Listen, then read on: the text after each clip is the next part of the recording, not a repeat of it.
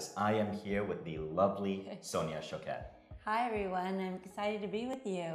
And for those of you who are new to Mindvalley, welcome. My name is Vishen Lakhiani. I'm the founder of Mindvalley, and Sonia Choquette is one of our best-selling authors and teachers. So what we try to do at Mindvalley is bring to the world the greatest teachers on earth to teach you the skills that your traditional schooling system may have forgotten. One of the skills, and the one we're talking about this time today, is the power of intuition. Those of you who have read my book, The Code of the Extraordinary Mind, know how intuition helped me become a super performer at work. It was something I hardly believed in, but when I learned that all of us have this ability to tap in, tune in within, and listen to an inner guiding voice so we can make better decisions in life, so many things changed for me. Think about what your life would be like if you could make, say, 10% better decisions. Now I know something like 10% better decisions doesn't sound like much, right? But think about it. To make money in the stock market, you just need to make 10% better decisions than the normal 50%. To make your business expand and grow more so than your competition, you just need to make 10% better decisions because everyone else is averaging at 50-50. Intuition isn't always going to be 100% on spot. But when you can just increase your decision-making ability by, say, 10%, so many things change in your life. But as you're about to learn from Sonia, what if you could take that beyond 10%? What if you could turn on your inner guidance mechanism, these abilities that you have as a child, and bring them back into your life? I'm so excited to be creating this program with you, Sonia, because Sonia has written 27 books on intuition, which makes her perhaps the most prolific writer and educator on the subject in the Western world today. And Sonia, before I have you introduce your story, you got to share what you just shared with me about how you almost missed your flight here to Barcelona, where we are filming this, and how your intuition saved you. Well, it's a very good story because intuition isn't always about big deals, it's about little decisions that make a big difference. So I began my trip here in Edmonton yesterday, and I was routed from Edmonton to Denver. My plan was to continue on to Washington, D.C., make a quick 1-hour connection, and then end up here in Barcelona. Edmonton to Denver was fine. I'm sitting at my gate, and there's an announcement at 10 o'clock that the 10:30 departure was going to be postponed to 11. And so I sat there for about 30 seconds, and everything in me said, that's not going to happen. That's not going to work out. So I made the intuitive decision to go to the customer service desk, and I said, I'd like you to reroute me because I don't think I'm going to make my connection. And the agent said, I can't reroute you. I'd have to start a new ticket, charge you for the change of ticket because it's simply a 30-minute delay, and there's no reason. You have plenty of time. You still have 2 hours to make the decision. But you knew intuitively, Felt right, it. that the delay was going to be longer than 30 minutes. I said, I don't think that's going to work out. Would you please start looking for a reroute? She was very annoyed with me, but she insisted, or I insisted, so we worked a little bit, and I said, I tell you what, she said, unless there's a change in the schedule from operations, I'm going to have to charge you. And I said, go ahead. Just find me the seat. So she was working on finding me a reroute, and the phone call came, and they said that it wasn't a 30-minute delay, it was going to be a 2.5-hour delay at best. In the meantime, she had been processing my ticket, and she said, there you go. She gave me my ticket. Not only that, I got rerouted through Newark to Barcelona. They got my bag. And the best part was, it was the second bag off the belt today. So awesome. I made And that's why it. how you're here That's how in I'm that here. lovely But dress. these are the kinds of things that saves a lot of drama. It saves a lot of stress, appointments, responsibilities. I stayed in the flow. And so we can't wait to teach you how to tap in and how to stay in that flow. I'm now going to leave you with the one and only Sonia Choquette.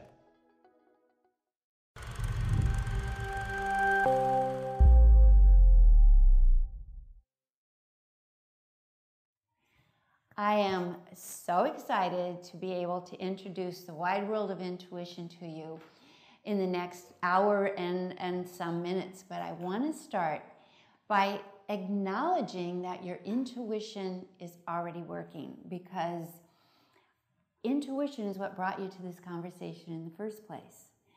Just think about what was going on in you, what was happening in you that would bring you to this moment in time where you and I get to be here and share this little experience together.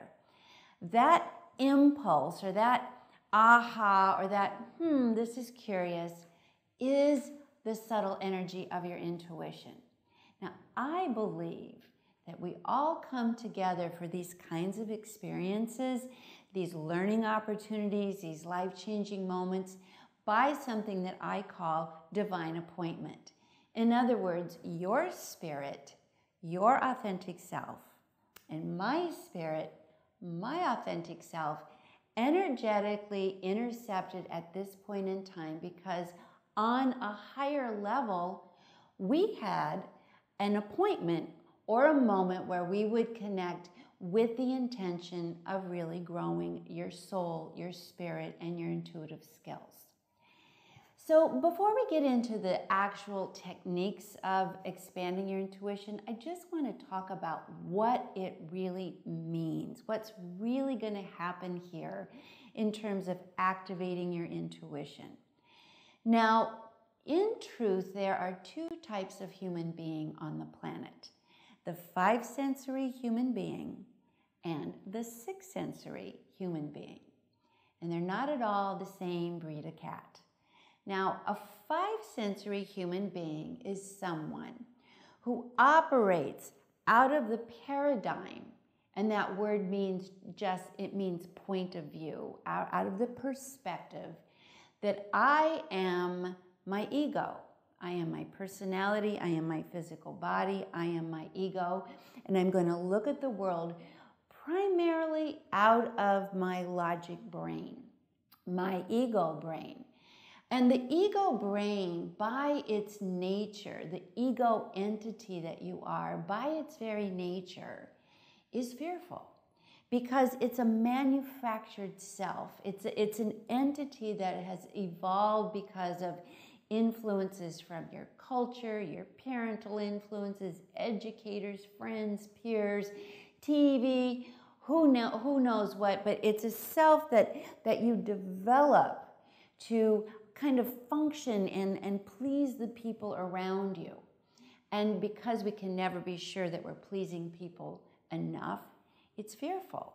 Now, the ego self has a couple of significant signatures or identifying features. The first is that when your ego self, your point of view with the world is basically me against you, and you scare me. So whoosh, up go the filters, or you start pushing people away, putting up false barriers, staying in your head, trying to second guess people. It's very fearful, and it's very guarded, and it's very controlled, contained, and artificial. It's just not real. It's not your authentic self. Now, this me against you self narrows your point of view. And pretty soon, everybody in the world, in every situation in the world, feels threatening, scary, and you feel isolated, disconnected. So pay attention to that, because we're going to refer to that a lot.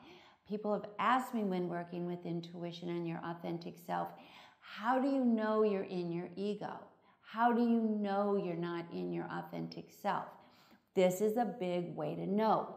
You feel like it's me against you, and you don't feel connected. You feel like you're the other, or they are the other. Now, a sixth sensory, which is a person who has activated their intuition, is someone who recognizes, I'm more than my ego. I am more than that ego roll-to-roll experience. I have a spirit, an energy that animates me through my breath, through my heart, through my consciousness. And when that activates, that sixth sense begins to ripple out and open up a whole new world of awareness, perception, creativity, and connectivity. And a sixth sensory person has a different paradigm.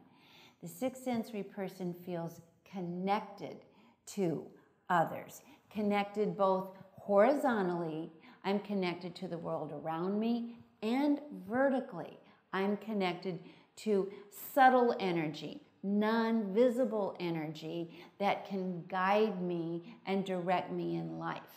A sixth sensory person is an intuitive person, and that person is someone who understands my authentic self is spirit. My authentic self is infinite, expanded spirit. In fact, that is what intuition is about. If you take the word intuition, what it actually means is inner teacher, inner guide. And that inner teacher, that inner guide is your spirit. And the spirit of you is not limited like the physical body or the ego brain. The spirit of you is a part of you that picks up on what we call the quantum field and begins to receive and perceive energy that isn't what we call local energy, just right in front of my five physical senses. It's the part of you that can pick up things telepathically. And we often have had that experience where we pick up things in our dream state, where we have sudden and spontaneous flashes, all of which I'll talk about over the next hour. But the sixth sensory experience is not one better than five. It is exponentially better than a five sensory experience. So some of the things that happen when you become a sixth sensory person, meaning your sixth sense, your intuition is fully operating and integrated into your life, things begin to happen that you wouldn't believe. For one, your fear subsides. And because your fear subsides, so does your stress, which means that you begin to physically feel more at ease, more relaxed, more comfortable in your own skin. Then the next thing that happens is your creativity expands. Because you're not fearful and protecting and defending yourself all the time, your awareness frees up. And with that, you become available to new ideas, new inspirations, what people call in our intuitive world, downloads. All of a sudden, whole ideas pop in your head, not just inspirations, but even entire ways of finding solutions. Someone who was really good at receiving these downloads was Einstein. Einstein was once asked, "How did you discover the theory of relativity?" And he said, "I didn't look for it. I was relaxing, I was enjoying myself, and it dropped in." That's an example of that intuitive connection. In his case, with an awareness that changed the entire understanding of science at the time as we knew it.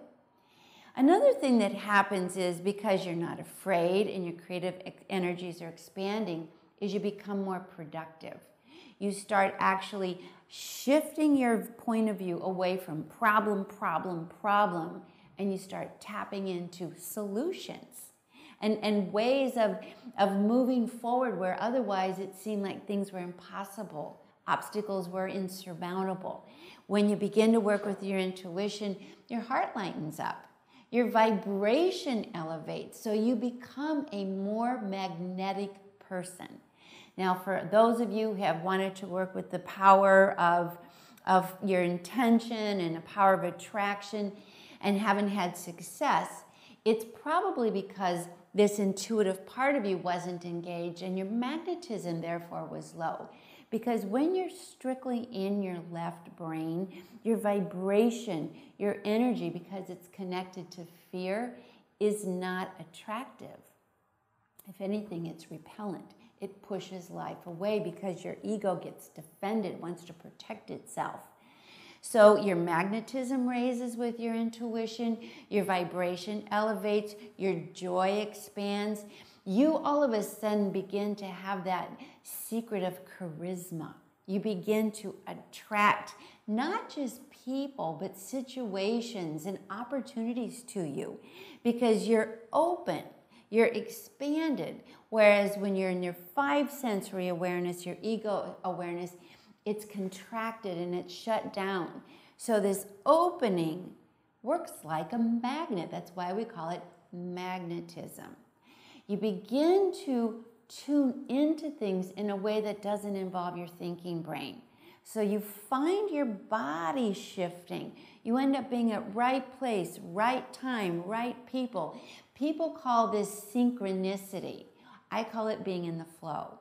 You're just guided and moved into the best possible openings for your intentions to stay on your path.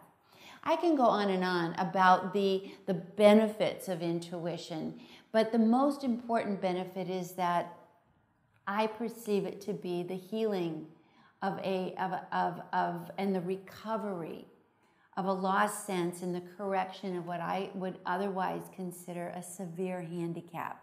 Because when you're not intuitively engaged in life, you are disconnected, you are fearful, you are figuring things out, you are struggling, your world diminishes and gets smaller and smaller, and things just don't work out as well as they could. At best, it's a struggle. For often for people, it's far worse than a struggle. It's just a mess. So I hope that I've convinced you, at least, that one, this is a good idea. And secondly, I want to take you to this. I started out saying that you're already intuitive, and that's how you found me in this conversation today. But I'd like to start by pointing out that this is not something you're going to try to get. This is an innate ability that comes from within, that comes from connecting to your true self, your spirit. And your spirit is centered in your heart. The heart is a conscious, intelligent organ. In fact, modern science has actually measured the capacity of the heart to pick up on subtle energy. And it is 5,000 times more powerful than the logic left brain in terms of being able to tune into, comprehend, receive, and understand vibration and energy in the air. So it does make sense that we are intuitively wired. It's like birds have radar, whales have sonar, and we have intuition. It's our inner compass that keeps us on our path. Now, I'd like to invite you to stop for just a moment and recollect, if you can, any kind of an intuitive experience you've already had. Now, just before you think, oh, I can't think of anything, that's because we're conditioned to look for the big, dramatic, Elvis coming through kind of experience. But that's not how intuition works. It's subtle. Sometimes so subtle that most of the intuitive experiences we have, we remember in hindsight. Like, oh, I had a bad vibe. I knew I should have done something or paid attention, and I didn't. And you missed your moment. But maybe, let me help you. Maybe you can think about a situation where you thought about someone. And within a few minutes, you receive a phone call, or they pop up on your text, or you run into them face to face, just like that. That is a type of intuition called telepathy, where you picked up on someone else's frequency and recognized it in other than your conscious mind. Your body recognized it. So that's a telepathic experience. Or maybe have you ever had this experience, which is also very much an intuitive experience? Have you ever been and started to engage in a new talent or a new interest? For example, maybe you decided, I'd like to learn to paint. And yet, once you started, you kind of had a knack for it. It just didn't feel quite so as unfamiliar as you had expected it to. Or maybe playing an instrument. That's another way that, or even learning to cook. All of a sudden you're throwing things into the pot and throwing spices and stirring things up, and it feels like, I know this. Now that kind of intuition comes from your subconscious mind. tuning into the quantum field, and you're pulling this energy back. How about this? A big aha kind of intuition where you're busy, maybe folding clothes or washing your car, just engaged in some sort of mundane activity, but quiet enough that your thinking brain kind of calms down, and all of a sudden the answer to a problem shows up where you've struggled before, and all of a sudden that's the answer, or a great idea. Intuition shows up in so many ways, but the common denominator is that it drops into your body. It doesn't come from your thinking mind. It's subtle. It's always subtle.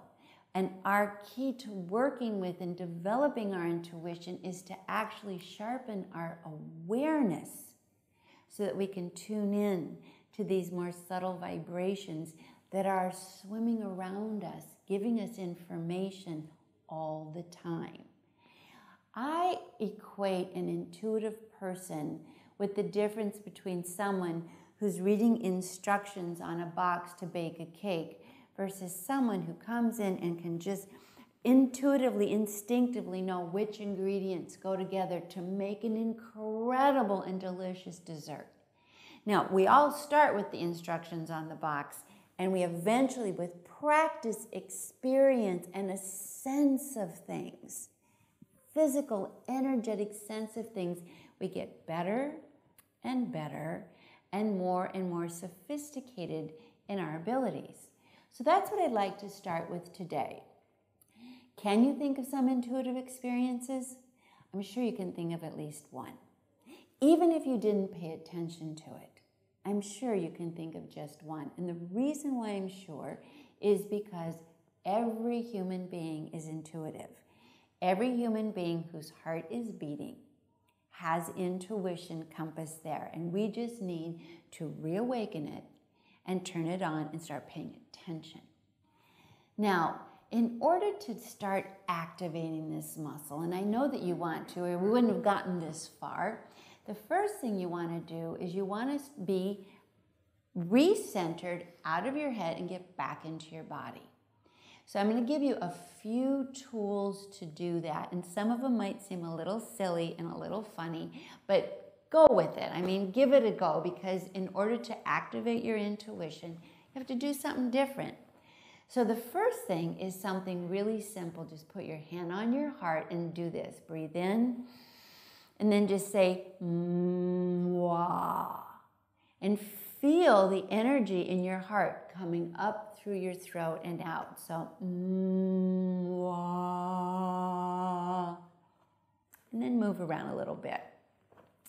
First thing that it'll do is it'll make you smile. It's like it's a silly thing. But what it's doing is it's getting you centered back in your heart. You can put your hand on your belly and do that again. But this time, try to do the from a deeper place. Mwah.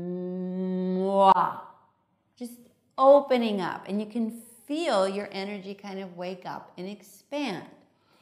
So roll your shoulders, roll your hips. Just move back. Let all of this center of the body open up, because intuition is not a thought awareness, it's a sense awareness. And we're going to work a little bit of the psychic muscles. We're going to work a little bit of those intuitive exercises to strengthen this inner awareness. And the first of those is we got to get out of that thinking brain and be able to tune into a different part of us.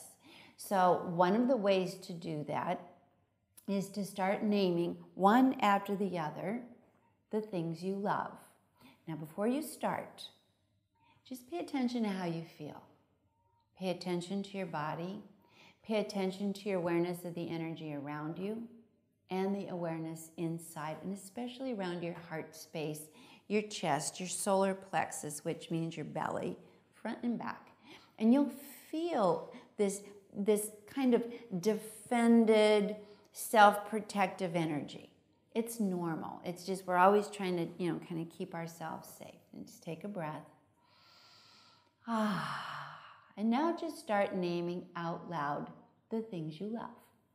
I love my dog. I love chocolate cake. I love traveling. I love my passport. I love really good coffee. I love a garden. I love nature. I love the sea. I love playing with my kids. So I'm just going to pause for a minute, and I want you to name 10 things that you love out loud. Between each thing you name, breathe. So I'm going to just count to 10 here quietly so you have time to do that.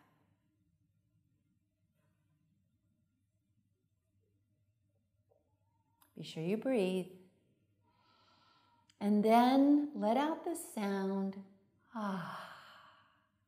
And bring the edges of your lips up to your ears. And you'll notice something happens in your body. I call this pulling the curtains back. It really is a big shift. Pay attention now. Just check in with that energy. And you'll notice it's quite a bit different. It's not contracted. It's not defended. It's relaxed. It's opened up. So that's just kind of an intuitive warm-up. It just kind of gets you to a place where you're more heart-centered, more grounded. Now, the next thing we're going to do is a little simple tool called Change the Channel. Now, Change the Channel is a tool that I developed after I read something about Leonardo da Vinci. Leonardo da Vinci had hundreds of apprentices through the course of his life and taught them how to be innovators and creators and artists and aesthetic and sophisticated, very conscious people, very intuitive masters. And one of the exercises that he had his students practice every day was to wonder about 100 things out loud. Now, let's work with you. Say the words, I think, out loud. And just notice where your energy goes. It goes into your brain, it goes into that thinking part of you, it goes into the part that's doing a lot of talking, I think. And you notice that busyness and feel the energy of I think. And take a breath. And now say the words out loud, I wonder. And notice what happens. It's like a pendulum swings right out of that thinking brain and into that part of you, that intuitive, open, curious, expansive part of you. When people say, I wonder, their eyes light up, their body language changes, their facial muscles change. I wonder. But the most important thing that happens is that part of your brain that's talking becomes quiet. Now, the value of this is that intuition, rather than grasping for something, opens up and you make yourself available to receiving something, letting energy, insight, information, creative ideas, guidance, direction in. When we're in our ego minds, we're not open to anything. We're pushing things away. When we listen, we filter to see if we agree. It's a lot of censoring and a lot of diminishing information, so we get very little. But when you wonder, that's a whole other thing. When you wonder, you begin to become available to something new. And that's one of the key important ingredients in intuition, is you make yourself available to receiving information that comes from other than your own preconceived ideas and other than from what you see right in front of you. So I want you to wonder out loud 100 things. Now this will take a few minutes and a little bit of practice. So I'll help you. Let's get going on this, and when we're done with this conversation, you can go practice, and you can practice with friends In fact, it's a tremendously fun game, and it's a way to work those intuitive muscles together. I wonder what you look like, because I'm speaking to you in the camera, but I wonder what you look like. I wonder where you are. I wonder how that camera works. I wonder why the sky is blue. I wonder what I'm going to have for dinner tonight. I wonder what the person I work for really would like of me today. I wonder where I should go on vacation. Now, if you hear what I'm doing, I'm wondering, but I'm not trying to figure out. It's very different. I'm just throwing it up there and leaving it open. I'm not looking for answers. I am not searching for in my logic brain. I'm just being open. It's like throwing a big net out there so that things can drop in. So that's the key to wondering, is don't need an answer right away. Don't need an answer at all. Just be open. But in this little warm up here, this little intuitive stretch, notice what's happening in your body. It's, first of all, you'll notice that the energy inside of your body begins to expand. And your mood begins to elevate because you got out of that fight, flight, fear, frantic thinking brain. And that's where all the energy contracts and the depression comes in, and the anxiety and the worry and the frustration. When you wonder, it's like you get out of jail. You open up, you become available, your body energy opens up. And you begin to put yourself in a space, in a frame of mind, and a physical availability to receive some new information. And that's what intuition is, the ability to receive new information. So I want you to practice being in the state of mind instead of saying, oh, I bet, or I think, or it's got to be that, or projecting a future based on the past. Practice the tool, I wonder. I wonder how to get to work today. I wonder what the solution is. I wonder what she really means. I wonder what he really needs. This frame of mind is called the intuitive frame of mind. Being in this frame of I wonder is also a frame of mind that you're going to get answers in a new and different way. Now, we fight our ego a lot, and I teach my students that your ego is not the enemy. It's your partner. In fact, what I teach my students, which is really effective, is I teach my students that your ego is part of your animal self. So let's just consider it your pet. So we're going to consider it your pet dog. Now, you don't want to shoot the dog. That's not what we want to do. We want to train the dog so that it becomes a good support to your spirit, which is your intuitive side. So that barking dog is the one that says, yeah, but, and I'm afraid, and how do you know, and how can you be sure, and this doesn't work, and I don't trust myself, and on and on and on and on and on. It's that doubting, reiterating part of you that is constantly not trusting anything, not feeling secure, not feeling grounded. So a very effective way to deal with your ego and get it to work for you is like a dog. See it as your pet and name it. So my dog, my ego dog, is a poodle I call Fifi. Now, if you look at me, you could probably see that's not such a stretch. I kind of look like a poodle. And our dogs, our ego minds do reflect. Some of us might be marching around like a German shepherd, you know, patrolling the borders, or a pit bull ready to go after you. Or some of you might, you know, my ego's like a chihuahua freaking out and hiding under the bed and shaking. Or my ego's like a Labrador that's so lazy it's not even, you know, paying attention. So this is fun. And it's a way to organize your ego so it's not your enemy. It's actually your playmate. It's actually your assistant. But get the word, it's your assistant.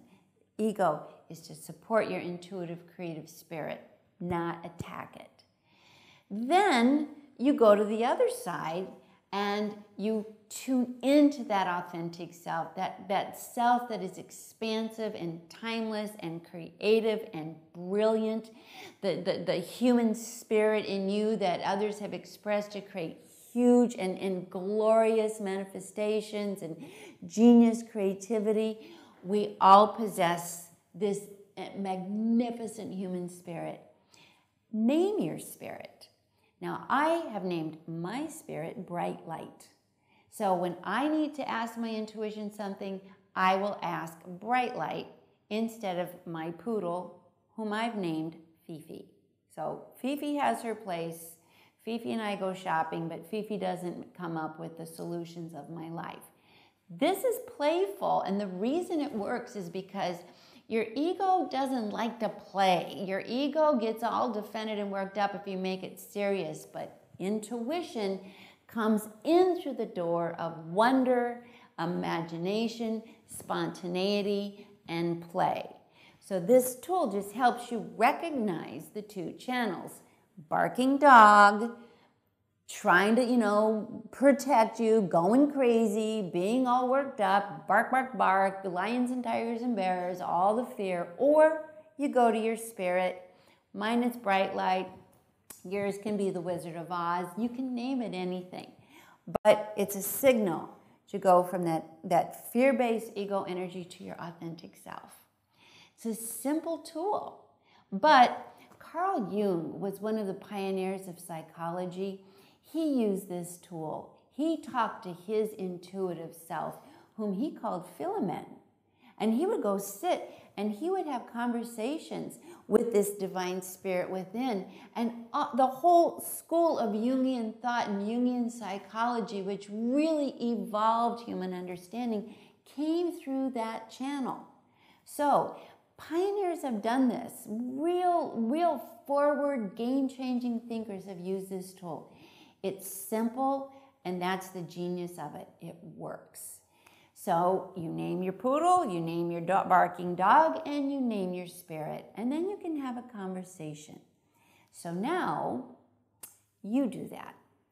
Name your dog. What kind of dog would yours be? Would it be a German Shepherd? Would it be a Labrador? Would it be a Scottish Nervous Terrier? Would it be a Pit Bull? You name it. And then name your spirit. Have fun. And don't worry about making up, oh my God, I have to get the right name. You can name it Bright Light today, and you can name it Captain Oz tomorrow. Just a symbol to change the channel. It's just a tool. So take one that comes first and have fun with it. Now, you begin to sense that there's these two dimensions of you.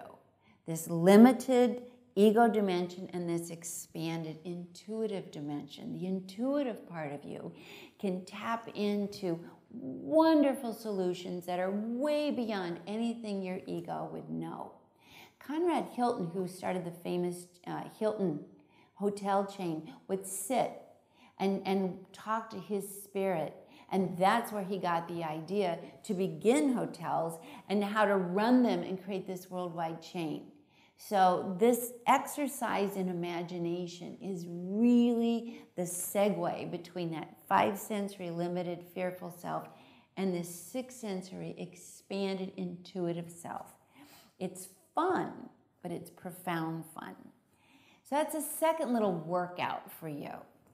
Now we're going to go to a third workout, and this is a great way to get that intuition speaking up, because it's your conscious heart and it is connected to the quantum field. You don't have to rewire your entire being. That light is in your heart space, that light of consciousness. All we have to do is turn it on. And these tools are showing you how to do it. So here's a technique that works to really turn that intuition on when you need it. Now, first of all, people really need their intuition often around the things that scare them. It's like, oh, I'm worried about this. What about my job? What about my child? What about things we worry about? And we have to get out of that worry brain in order to access intuitive guidance. So this tool is called emptying the garbage. And it's a way to get rid of that worry brain and then tap into your intuitive self. The first thing you need is to come up with a question that I would challenge you to have be an authentic question. Now, this is important because your intuition will answer the questions that you're genuinely interested in and available to receiving guidance on, versus you just want some, insight to agree with your ego opinion. So you can't ask questions that you're not genuinely prepared to receive an answer to and expect a good result. So come up with a genuine question, something you're truly available to getting some new information on. Let's say the question is, should I take that new job in another city? Move my friends, move away from my friends, move my family. Maybe I'm just giving you a hypothetical question. Okay, so come up with your question right now. Something that genuinely troubles you, something that genuinely occupies a lot of energy and gives you stress. And then I want you to take a breath up through the feet, into the heart space, and I want you to let out the sound, with that question in mind. Okay, I want you to do this one more time. Just breathe using your imagination. I want you to breathe up through your feet, into the heart space. Open your jaw until you hear a click in the ear, and you'll notice the throat opens and the heart space opens. Do that one more time. Just breathing up. Now, before we go on to the next step, I want you to look around and notice a few things right in front of you. For example, in my case, I'm noticing the camera I'm speaking to. I'm noticing the beautiful plants that are around me. I'm noticing the light and the ceiling above me. Now, this is important to stop and notice exactly what is in front of you, for the simple reason that it brings you back to the present moment. Get you out of your head, out of fight, flight, fear, anxiety, worry, whatever happens in that left brain that's anything but right here. So you say, there's the jade plant. In my case, there's the camera, there's the light above me. Do that right now. Just take a look around and name a few things right in front of you. Good. Okay. Now, say the question out loud. My question is, and listen to the sound of your voice with your hand over your heart. My question is, or I want guidance on, is another way to pose the question. I would like some intuitive direction on, and pose the question out loud. Now, rather than fighting your ego, we're going to let your barking dog take over, and we're going to let your head speak. So, very quickly, I want you to fill in the blank relative to this question. My head says, fill in the blank. My head says, fill in the blank. Do it again. My head says, fill in the blank. I want you to keep doing this for a few more seconds, out loud. The key is out loud. For example, my head says, I'm afraid we'll say we're going to move to a new city. I'm afraid I'll hate it there. I'm afraid it'll be lonely. I'm afraid I won't like the job. I worry that I won't fit in. I worry it'll be too expensive. Whatever your head says relative to your question. Breathe. Now come back again and start noticing exactly what is in front of you. The plant, my glass of water here, the light above me, the window I'm looking out. Just breathe up through the feet into the heart. Now, we just empty the garbage. So you take a breath into the heart, open the jaw. And now, put your hand on your heart and you say, my heart, or you can also use your spirit name. My spirit says, bright light says, and with the same question in mind, again, fill in the blank. My heart says, fill in the blank. Breathe. And my heart says, and fill in the blank. And breathe. My heart says, and fill in the blank. And notice what answers come through. They're going to be very different than your barking dog answers. But more importantly, I want you to notice your body. Not just the information, not just what comes through, but how your body begins to feel. Notice how when you were in your head, there was a vibration that was tense, and now as you're saying this, you're opening up. My head says one vibration, my heart says. And you cannot do this silently. You have to do it out loud. I want you to listen to the sound of your own voice. Now here's the final step, which is really wonderful. Your heart says, and your heart says, and your heart says. And then I want you to ask yourself out loud, does this feel true? And then answer. Now, when it's intuition, the answer is going to be inevitably, yeah, it does feel true. Keyword, feel. Keyword, true. I didn't say, is this right? Because the concept of right and wrong is mental. You're back in your head. But when you ask, does this feel true? First of all, you can feel the harmony and the calm in your body. And it rings true. It rings true to your spirit in this moment. Now, here's the interesting thing. One of the reasons people don't listen to their intuition is because what it invites is decisions that are different than what you're used to. So the way to get around that obstacle is to give yourself permission to get your intuitive insight and then decide if you want to respect it or not.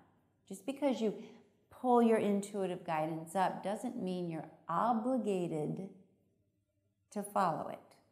Give yourself a choice. Give yourself a choice. So, okay, my head says this, it feels funky. My heart says this, it feels true. And I get a choice. Do I follow my funky head? Or do I follow my expanded heart? Now, I've been teaching for a long time, and for a while, I didn't add this piece, but I have learned in studying people that unless we give ourselves a choice, we're going to shut down and we're not going to pay attention. We're going to stay in our heads. But if you give yourself permission to make a choice, it's like I can hear my intuition, let yourself speak it, and then decide. Now, the interesting thing about this, which I love, is when you do this out loud through these steps and you've spoken it, then there's a saying that goes with this. When you name it, you claim it. Once you verbalize your intuition, you cannot deny it. You can ignore it, but you can't deny it. And the interesting thing is, you do this for a week or two, you're going to have something that you will really be able to count on, and that is evidence. Your own voice, recording, saying, stating, you'll have evidence that your intuition is reliable. So you're not just jumping out into the oblivion. You're not just leaping into the abyss. You're actually creating these little baby steps that give you feedback and experience. And you actually then have a choice. My intuition said it's true that I should take that job, or my intuition said it appears to be fabulous. We could go the other way around. My head says it's great. My head says I'm going to make more money than ever. My head says but my heart says something's wrong with this picture. My heart says this doesn't look as good as it appears. My heart says something else. You have the two, you have a choice, and then you get to decide. But at any rate, you're going to have that it's out of your head, and you have it out here where you can claim it. You can study it and see what happens. And this is a pretty fail-safe way to begin to develop those intuitive muscles into something more reliable.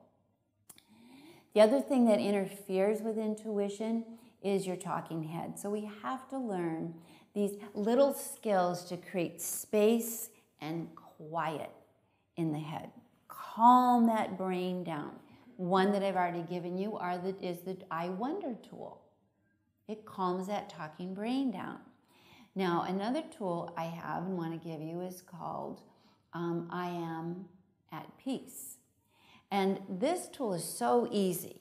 I want you to just take your thumb and your forefinger on both hands and put them together like this, and then put them in your lap. Now, what really calms the brain is the breath. Put your feet flat on the floor. Breathe in deeply without raising your shoulders. Just hold your shoulders back. And as you breathe in, I want you to contemplate the words, I am. And as you exhale, you express the words, at peace. I am, at peace. And you do this 10 times in a row. It'll take maybe 1 minute. I am, and think at peace. And then listen. This is what I call a 1-minute meditation. People struggle with the idea of meditation because they think, oh gosh, I have to wrestle my brain, I have to quiet it down, I never win, it never works, I'm a failure, I get frustrated. But it's not about quieting your brain as much as it is about creating space and calm. There's another technique that's called room to breathe. And this is one I love. So what I want you to do is let's walk through this now. Put your feet flat on the floor and follow me. I want you to breathe up through your feet into your heart space. Place your tongue on the roof of your mouth and exhale all the air in your body like you're blowing out 10 birthday candles like this.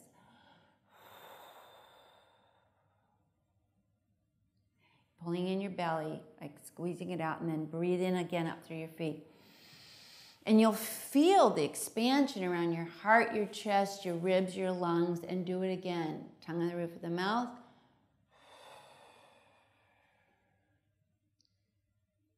Breathe in again the third time. Allow your attention to drop into your heart. Open your jaw until you hear a click and let out the sound, ah. And don't be afraid to make noise with that. Don't be like, just ah. And let that energy just tumble out and see this beautiful white light coming into the heart space and expanding the space from the center of your heart throughout your body in all 6 directions. See that expansion as you breathe normally now, rising to the space above and below the heart. And breathe. Front and back. Expanding, clear space, and breathe, and side to side. Giving you what I like to call your room to breathe. And just feel the energy and listen. And you'll notice your mind is quiet. There's space, and this only took less than a minute. So getting into that meditative state, that quiet brain state, doesn't require a big fight, a big struggle. You can do this in less than a minute or 2. And this is the good state to then pose the question.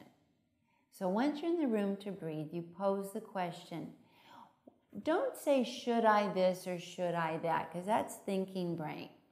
When you pose questions to your intuition, you want to instead say, what is the best next step for me in this situation? Or what is the next best solution or direction or insight? And it takes a little practice because we're really trained to right and wrong ourselves, but verbally asking really helps make you get really in tune quicker. And then in that quiet space, hand on the heart, my heart says.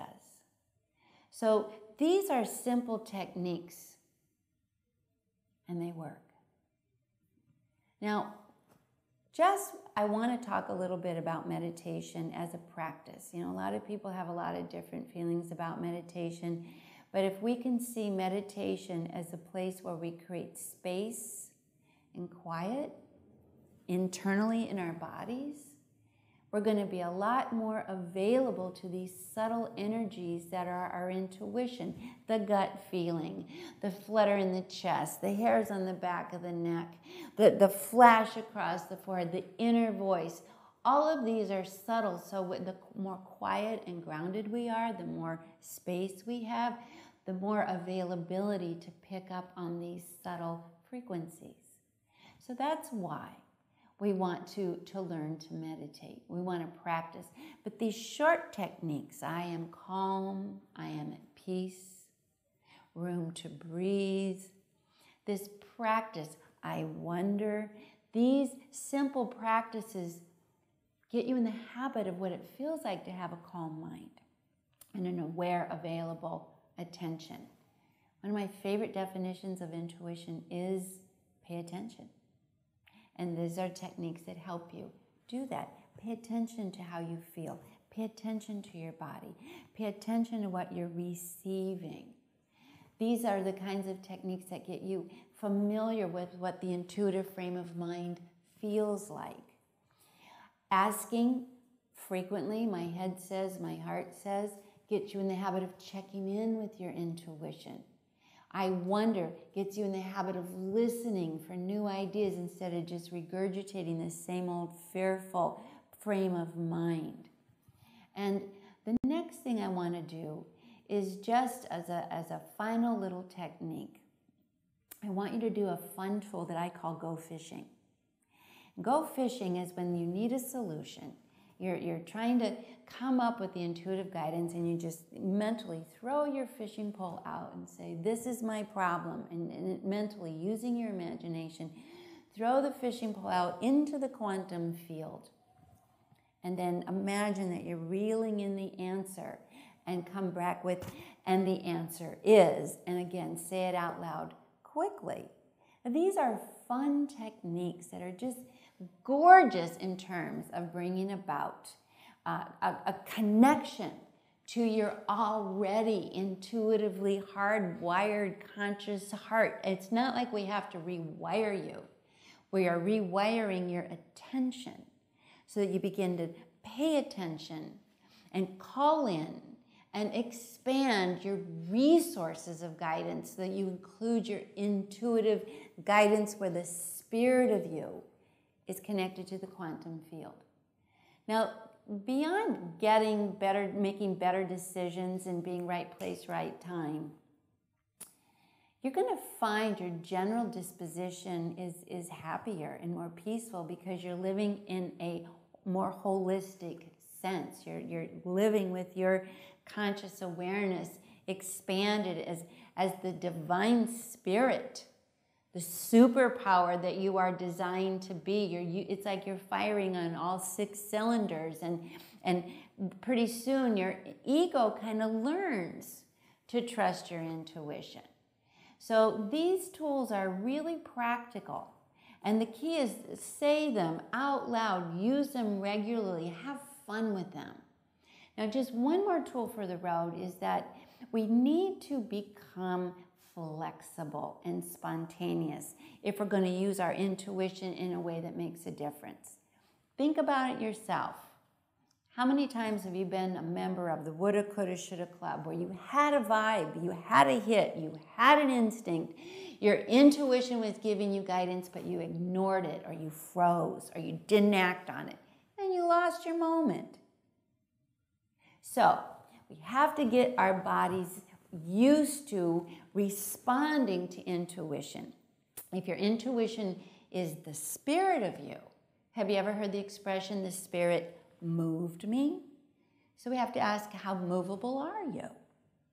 If you're going to be in your head and locked down, you have what I call TBS, which is tight butt syndrome. You know, you're all kind of locked down, your jaw's locked down, you're like, I'm fine, and you're missing your creative flow.